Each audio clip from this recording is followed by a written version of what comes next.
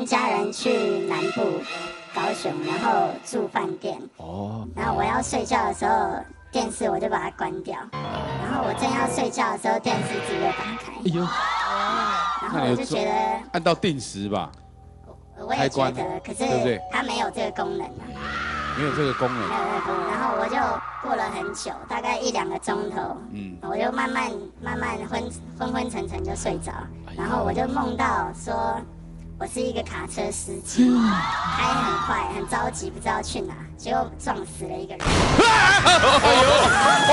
哎呦！老师，你变态啊！吓死人，那么长命的，像话吗？这是阿咪，还好，我很久以前就在等你这一趴了啊！病态钢琴师。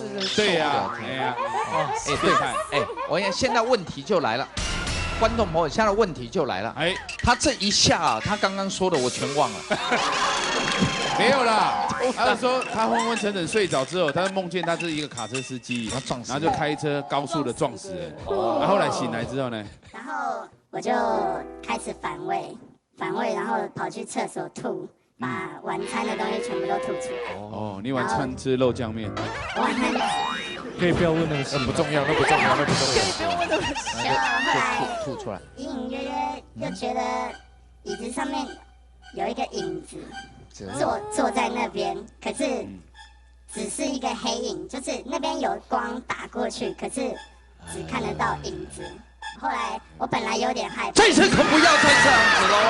我跟你讲哦，我警告你们哦，可不要再乱按钢琴吓我们哦。不是，大家一起他没有按，可是你喊的比他还大声。我生气啊，我怕他又吓我们。哎，你这么一喊，我都忘记。你喊阿咪老师也吓一跳，他自己吓一跳。后来一个人影，然后怎么样？然后听说那个饭店是重新整修过，之前好像失火。我是问当地人才知道。是，好恐怖。那我们现在听说有一段戏要表演。对。